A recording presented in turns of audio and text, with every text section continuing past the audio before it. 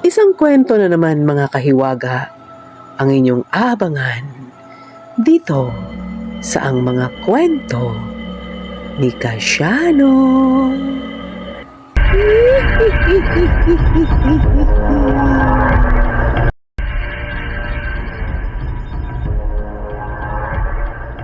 Anton, mahal, gising ka na pala. Sandali at ipagtitimpla kita ng paborito mong kape.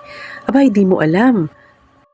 Sumaglit ako doon sa paborito mong tindahan ng kape at nakita kong ubos na ang kape mo sa lagayan.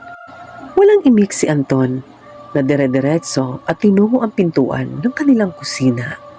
Matapos niyang templahin ang kape at ilapag sa lamesa, ay tumuloy siya sa kanilang silid. Laking gulat niya. Nadatnan niya doon si Anton na nakahilata pa. Naisip niya, sino yung nasa labas? Nakamukha